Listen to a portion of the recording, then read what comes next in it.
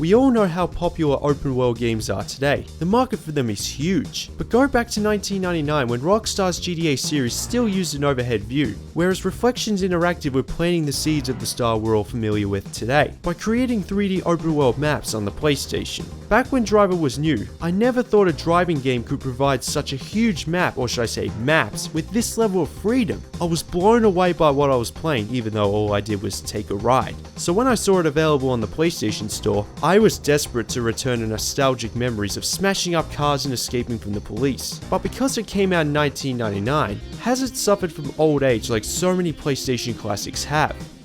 Look, we need you to go under. But no one's gonna know except me. If I bring anyone else in, I'll let you know. NYPD Detective John Tanner is given an undercover case to infiltrate members of organized crime in America. He impresses gangsters with his driving skills and travels all over the country, including Miami, San Francisco, Los Angeles, and New York.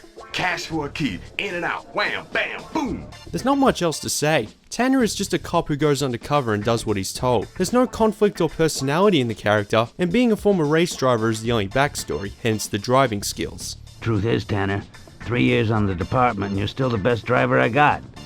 We don't get too many ex-racing boys in here. The voice acting isn't too bad, but the cutscenes are horrible. I can't see what's going on, and whenever I do, people move like robots. Like, how am I supposed to engage with this? You know the Gold Rush Hotel mojo?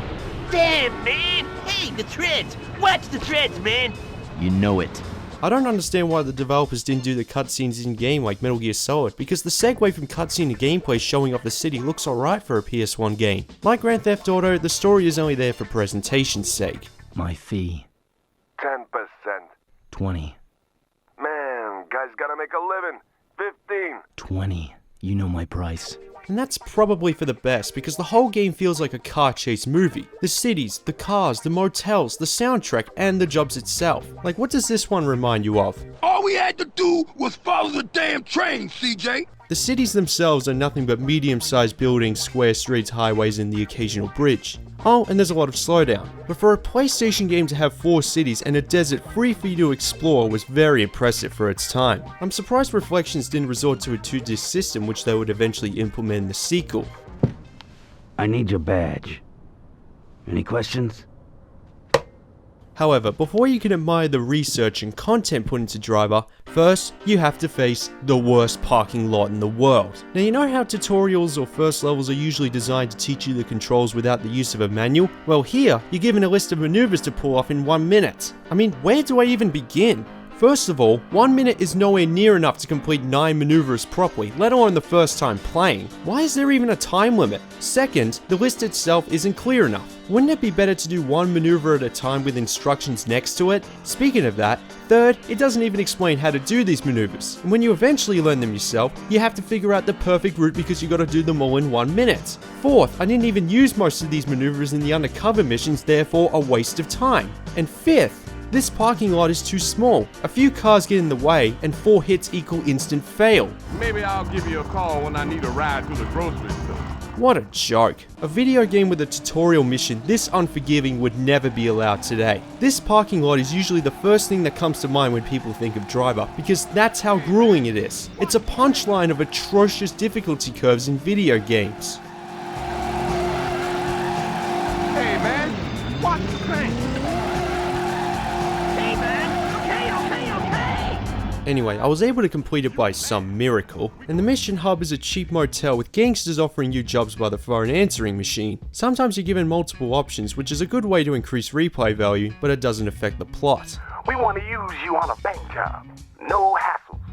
Should be real sleepy. At least I think it doesn't. I initially thought next or previous mission meant scrolling through every single job, including the ones I've already completed. It doesn't give a clear indication, but after the parking lot fiasco, I'm not that surprised. I avoided these buttons and just accepted the first message to play it safe. The most common jobs include going from point A to B, picking up someone, something, or stopping another car. If you don't know where to go, you have full access to the map in the menu. The closer you arrive, the narrower the shadow gets on the HUD. Police will spawn in random spots close by, as you can see on the map, and reckless driving will cause them to take you down. The higher the felony level, the harder they try to stop you, even resorting to blockades. I'm also convinced that rubber banding is in this game because there were moments when a cop had a head-on collision with a car, but 5 seconds later he was right on my tail again. The best way to lose them is to weave through traffic consistently, preferably oncoming. And sometimes if you only have one cop car chasing you, you're close to the marker and still have time, you can try to smash it up because at least the cop cars take less damage than you. However, unlike GTA where smashing into a police car or running over pedestrians, as you do, would trigger the wanted system, in Driver, they bring petty to a whole new level. As you can see here, sometimes they're triggered for no reason whatsoever. In fact, the only believable reason I can think of in this situation is because the car is badly damaged, and questions will be asked. But look here, sounding their sirens with no car damage, on the right side of the road and not speeding. Oh, did I brake too hard? Just don't get all hot-headed.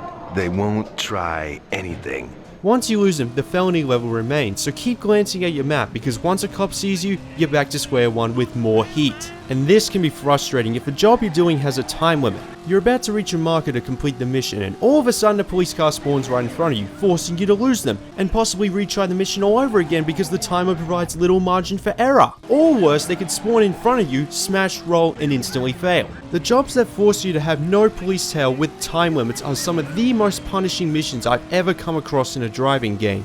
Because cops spawn in random spots, most of the time it comes down to luck, and that's never a good thing. At least you can retry as much as you want and occasionally save at certain moments. The best way to progress through undercover mode is to blast through the city like a racetrack, regardless if the police are close by, and hope for the best. After all, what you're doing is police business. If you constantly slow down to avoid the cops chasing you, you'll just run out of time. My friend, you better understand about Rufus. You screw up, you better not show up. Now, all of what I just said would be forgiven if the car controlled well, but since Driver is set in the 70s when US car makers didn't even know what a corner looked like, they handled terribly. These cars would handle like this in real life, so I'll at least give them credit for authenticity, but that doesn't make it any better to play. Every time you corner, you instantly slide, and I do mean every time, irrespective of how fast you're going. And this makes weaving through the traffic to lose the tail that much harder. These annoyances are another reason why the parking lot is the pits for first timers, and why my interest in the story was overshadowed.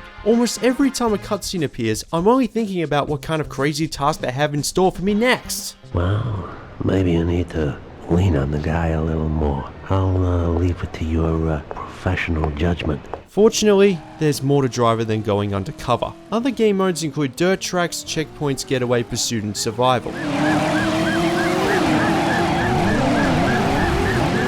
Well, that's one way to demonstrate how it works. Anyone who lasts a minute here deserves a gold medal. All of these modes are available the moment you start playing. However, they're so similar to the undercover jobs there's no real point. Oh my god, I hate how these cars control. But these can be fun in short spans, or if you're with a friend and finding out who's the fastest, or who can last the longest because there's no split screen multiplayer. As for Take a Ride, all you do is drive around until your car is damaged beyond repair. It's essentially the GTA Rampage side of Driver, and why they're highly compared. Having the map to yourself, going airborne, smashing into cars, and cops trying to stop you. But here's why they shouldn't be compared. In Driver, you're a cop who can't run over anything apart from a few bins, signs, and cones. The pedestrians run out of the way, you can't get out of the car, and it's over once it becomes a wreck.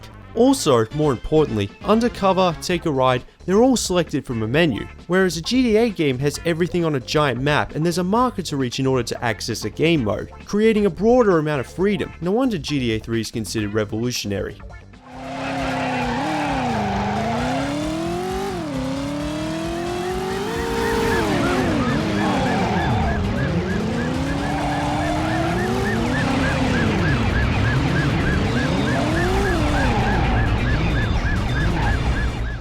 Driver pushed so many boundaries, but playing it today feels like a chore. The cops are stricter than a movie drill instructor, the cars control like a shopping cart, and it begins with the worst tutorial stage in video game history. Other game modes are slightly better, but even they can get boring after 10 or 20 minutes. Today, if you want to drive like a psychopath in a video game, that's what Grand Theft Auto is for, and more. I understand that Driver was a PlayStation groundbreaker back in 1999, especially on one CD, and the idea of a video game based on car chase movies of the 60s and 70s is an awesome one. I loved playing this when it was new, but that's the thing, game developers throughout the years have evolved the genre, and we now have better games of this type. That being said, Ubisoft need to reboot the Driver series. Reflections still exist, forget the crew, make another Driver title set in the 70s. Or get one of Rockstar's other studios like Toronto or Leeds with support from Rockstar North and San Diego to create a spiritual successor. If done right, who wouldn't want that?